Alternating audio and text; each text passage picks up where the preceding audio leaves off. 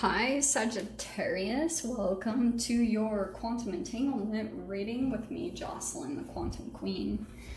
This is for Sagittarius, Sun, Moon, or Rising. Nice.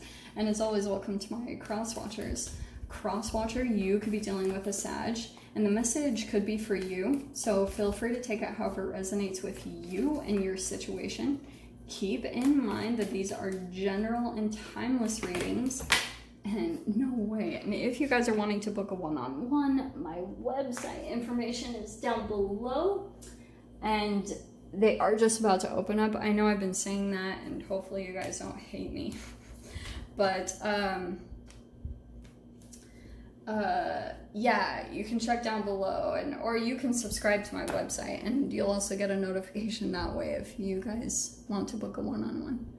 And as always, just wanted to say thank you for liking, subscribing, and thank you for all your good karma donations. Well, for some reason I felt like this would be good to take all of these, okay? Very first card that popped out, we've got the riddle. There could be something where you're kind of going back and forth. Every time I see the riddle, it's like a koan in Buddhism. It's like this thing that you're kind of going round and round in your brain. Like, have you ever seen the koans where they ask these really deep, intense questions and they're the most simple answers? And it was like, that's so how it is. There could be something about that, just however you're dealing with this, it could be that you're like overcomplicating certain aspects of maybe a decision that you're about to make or something that you're trying to pull into, and you're like going through all these different scenarios in your mind. You're like, well, will I have what I need? Is there going to be this for me? And everything will be there. Just a trust, like, especially if you guys are feeling pulled to do something, go by that, because this is a freaking general reading, for crying out loud. So next card out, we have the Mask. Someone else had this, I can't remember, but it's kind of like this whole thing that you're doing, it's like a mask is coming up, so you're not really seeing all of the amazing things that will come on the other side of this. Or it could be that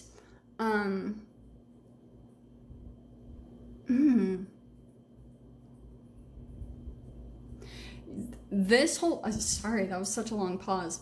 This whole process that you're going through, it's kind of like masking the light, you know, because you could be pulling more into looking for the other shoe to drop, all that type of stuff. Like and probably reflective of your past situations, or maybe even just influences. Some of you guys, this also could be an energy influencer in your reality. Like, for example, if you're trying to think of doing something, and because you might have two type of energies that could come in as possible influencers, okay?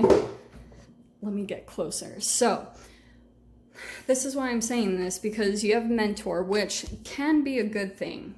I feel like if you're feeling a bit conflicted about something that you need to do, just be cautious, I guess, about who you take information from, because look at the energy here, okay? The Mask is that through this process, you're going through this interesting shift yourself where you're releasing both sides of chemicals from your brain. These thoughts, because this is the reflection of your thoughts, you're probably feeling really like there's something very positive or a lot of energy around something that you want to do or you want to go towards. And then the other side of it is the shadow side. So look at the difference in chemical releases that you can go through. High vibrational brain chemical releases, and the other side is shadow. So imagine that getting released into the cells of your body, and then you start holographically projecting that into your outward environment, where you can pull in two different types of mentors, okay?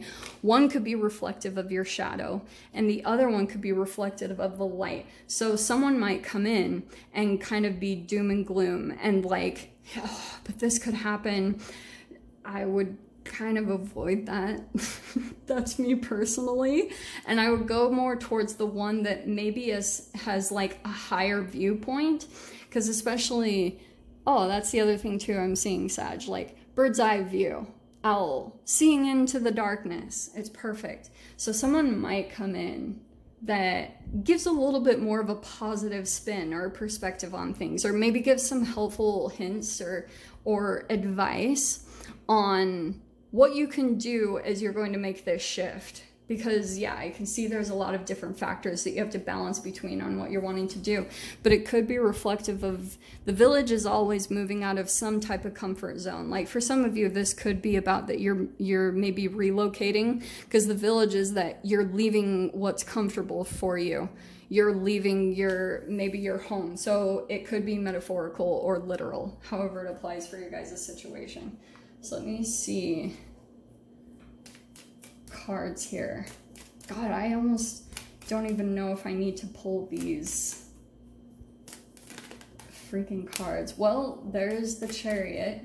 Maybe you're dealing with a Cancer, but the other side is exactly what I was talking about. There could be some travel and movement coming up for you guys, whatever that looks like. Car, plane, whatever it is. Yeah, and on the other side, these are actually perfect. God. Okay, so yeah, I think that you're trying to calculate. It's kind of like, and it's good. I'm not going to say this is bad. Like Knight of Pentacles is someone very calculating about what they invest in, because this is a person that, yeah, is like wanting to cross the finish line, right? That's the Knight of Pentacles. Slow and steady wins the race. We all say that. So that's why you're trying to really calculate what you move into, because you're looking at the long run. You're looking at your, whatever you invest your time, your money, your resources into, you're like, I want to make sure that it benefits me in some way, you know, for the long run. So sometimes when you get caught up in that process is when the overthinking happens, okay? And it's not bad, like I said, but Hermit, yeah, it's kind of like what you'll have to do is just really go internal about it and really do some deep introspective and see what comes out for you, because there are going to be unknowns, okay? I'm going to tell you straight up with the Chariot. Yeah, it's kind of like straight up embrace the unknown. That's all I have to say, Sag, is embrace the unknown, because the moon is the unknown. You don't know what's going to be on the other side. And so, but if you have a deep enough like hermit mode for yourself, you know, where you feel really good about, and some of you guys might feel like you're having to do this on your own, which can be an added kind of like thing to take into consideration, you know, if that's what's happening for you guys. There could be something where you're possibly thinking about going at something by yourself. Oh my gosh. Sag. Okay. Well, you've got the Four of Wands. Like, there's gonna be celebration on the other side. I mean, like, that's you being excited. Because, yeah, and this is what will happen anyway. There'll just be something exciting that happens on the other side, and you're going to be feeling really good about it. And then you've got the Death and Rebirth, and I feel like, oh my gosh, this is so crazy.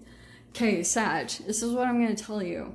Because here you are, like, in reunion mode, either with a person or just whatever this thing is that you're working on. It doesn't have to be a person, because I know Four of Wands can be a wedding or something, but there's a reunion coming in here.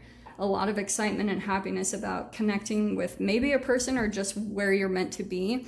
But what might come up for you too, and this will just be the remaining kind of like shadow energy that it's dissolving, because as you move and acclimate into this higher energy, yeah, this is the process. This is why I go into those little quantum leap readings that I've just done. This is exactly the process, because this Nine of Swords, yeah, there might be something where you have fears or paranoias come up, something that keeps you up at night, because you are going through a freaking death and rebirth.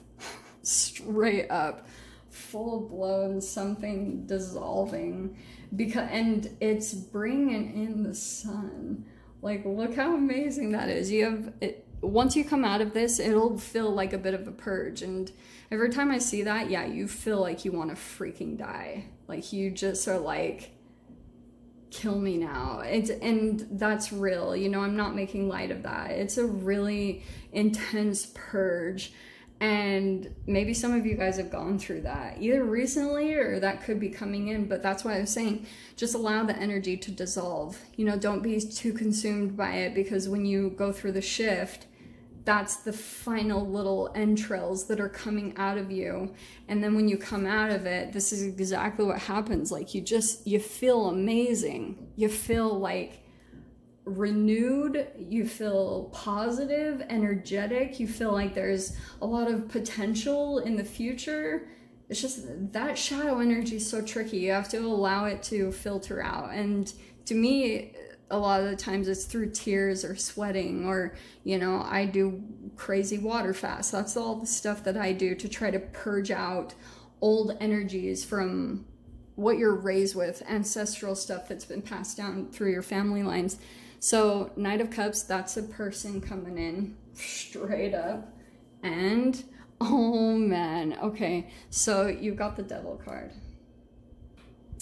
All right, here's what I'm gonna say, Sag, because I feel like there's someone here in your life that will reach out. It's either from your past, it could be a new person, I don't know for sure. This is such a general reading, but I feel like someone here is going to try to like pull back in, because you see how here with the Devil card, there's the strings attached, and I kind of get that sense that this could be a bit of like, the moon can be fears, illusions, but it's cool that you got the sun and the moon. So there's like an illumination coming in for sure too. Some type of subconscious programming, especially with the moon. That's all subconscious stuff. And you have to clear out the negative stuff, especially if you want to make more room for your intuition to have more access to you, and you know, to be able to flow in a higher capacity and that type of thing. Yeah, you have to kind of like work with your vibration, work with your energetic body to try to bring that more into alignment, because your shadow can come in just as easily, you know. And sometimes that's why I pulled into the snakes and ladders. Like, this is all about your higher consciousness and being able to overcome this shadow pattern that comes in, because this is programmed in your cells. So you can come to an energetic point when you come to an upliftment of your energy, and then there could be something that has the potential to pull you back into a pattern or a cycle that you've already gone through. Either a person, like maybe even some of you guys, you have a person that comes in, and then you have some type of like your shadow energy that possibly comes in, and then you go back to a pattern or a habit that pulls you down in your vibration. And do what you need to do. Like, you're not gonna do it wrong in any way. I'm just saying that just pick yourself up as quickly as you can. Have the deepest amount of compassion that you can have for yourself, because that's the only really huge way to break up that energy, to try to alchemize that energy of the devil, it's shadow straight up. Anyway, so Sag, I'm going to dive into the extended with this, see whatever else wants to come out. So if you guys want to join me over there, feel free. Go down below, click on the Vimeo link, and I'll see you over there. But Sag, if this is where we leave things, I'm sending you guys so much love, wishing you all the very best, and I'll see you in your next reading. Take care.